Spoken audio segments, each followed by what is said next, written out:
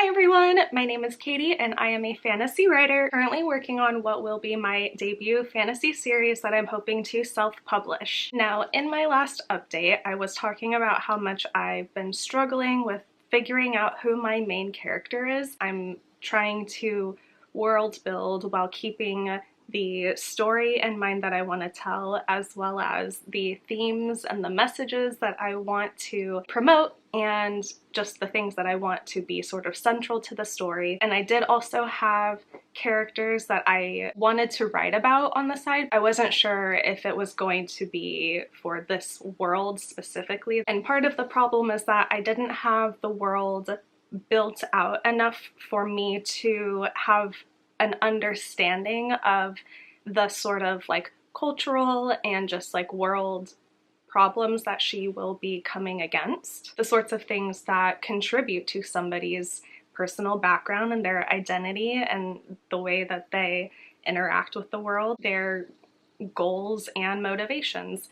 And so much of that is wrapped up within what is possible in this world. And because I like to write fantasy fiction, I have to do a lot of fantasy world building, particularly because I prefer secondary world stories. So you really do have to sort of create everything from the ground up. I had sort of an idea for a character, but her identity is sort of wrapped up in this relationship that she has with another character, and it's not a romance. I needed to figure out more about the character besides just this one relationship that's important to her. But the only other traits that I had identified with this character are traits that you don't necessarily see a lot of in protagonists. So I decided to go looking at other media that had other characters who are sort of similar, and try to see if I could find some more inspiration or see if I could determine other traits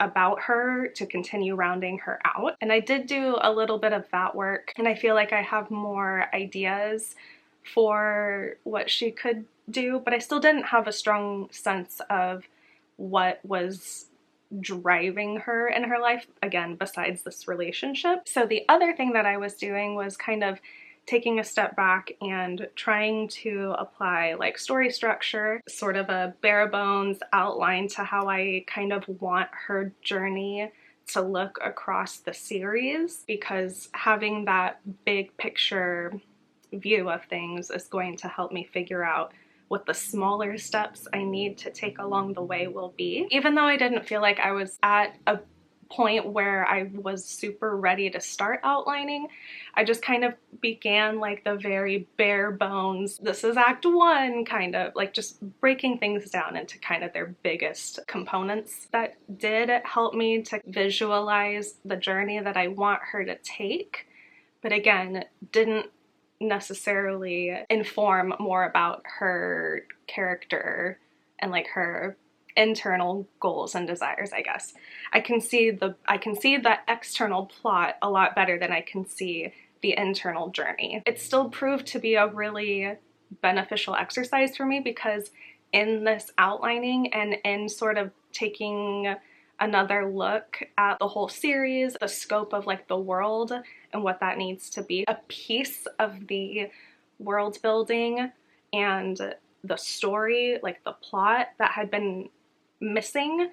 And I finally had my little breakthrough moment. I reached the point where I had like the ideas and then the other ideas, and then it did the thing, you know, the thing.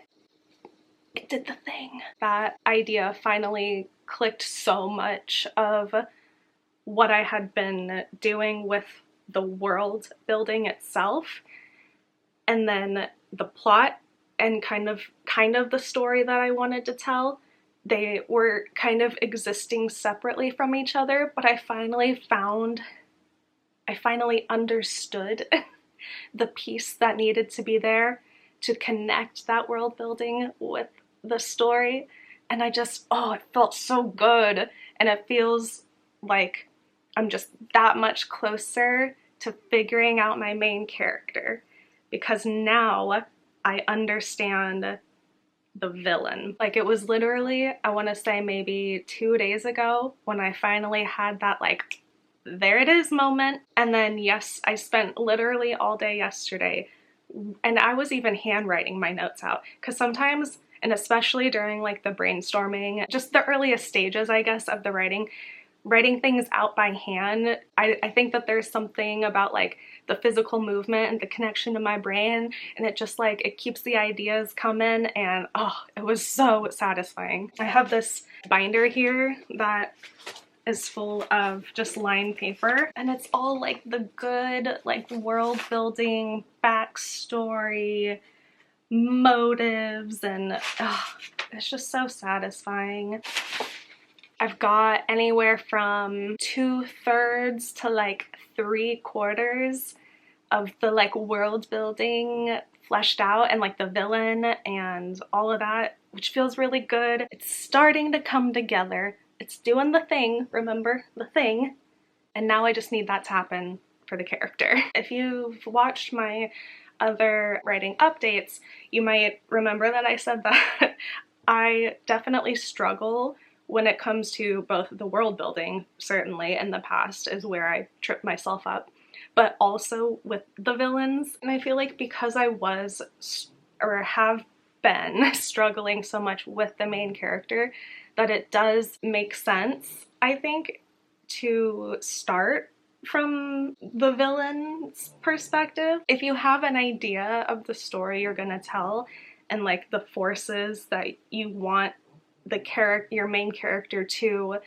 face, to overcome, to defeat, you know, whatever it is, whatever your antagonistic force is, if you can't figure out what it is that your protagonist wants, figuring out the antagonist can help inform the kind of protagonist that you will need to face the antagonist. If that makes sense, right? Because I have started from a place of knowing what I want to talk about kind of in general, and I had some plot ideas and some of setting, world building details figured out, I feel like I had a better sense of what kind of world and story would take place, again, in terms of the external plot. But because I lacked the internal like drive of the main character, I needed to explore the internal drives of the antagonists. I guess because I feel more certain about what I want those positions of opposition to look like. I have faith in my ability to continue showing up and continuing to make progress on this, even if it's just a little tiny bit. This serves as a reminder of proof that just as long as you keep showing up, eventually something good will happen. It's really nice to have those moments when things start to fall into place. I've been lacking that like intense excitement that I get from like a good story. But now that I have this world building element to it that connects some of the pieces that I had been working on and struggling fit together, it just feels really good. And it feels very affirming that I can piece a story together. Today is actually the first day of spring. Next week is spring break for us, and I'm going to spend the time resetting. I'm gonna pause, take a look at where I'm at in terms of the world building and all of that, how much longer I think I'm going to need before I feel ready. But my next goal is to essentially start trying to outline the first book. January through March, I wanted to finalize the world building for this story, and then I wanted to spend April, May, and June outlining it. I'm a pretty intense outliner because I like to know as much of the story as I can before I actually like sit down and write it. I outline down to like the scene level, have bullet points, what the scene is, like where it's taking place, the characters who are there, what their goals are, what I think will happen in the scene. Whether or not I stick to the outline perfectly is kind of like, who knows? Because I do also think that it's possible when I'm writing to have a better idea than maybe I had before in the outline. I try to give myself like the wiggle room to do that, but I do like to have a strong enough outline, at least to the point that like I feel comfortable enough with beginning to write. And that means that my goal right now is to start writing the first draft of this book in June? April, May, June, in July. I have already kind of started the outline process. I mean, not really. Like, I have kind of like a bare bones outline for the series. I don't know that it'll actually take me the full 3 months. I'm hoping not because, well, honestly, I would just like to start writing before July. In part, like, I'm excited to get to the writing for this project, but I do want to make sure that I'm setting myself up for success as much as I can, and I feel that I can perform my best when I prepare as well as I can. Just feels good to be like in a better position with the story than I was before.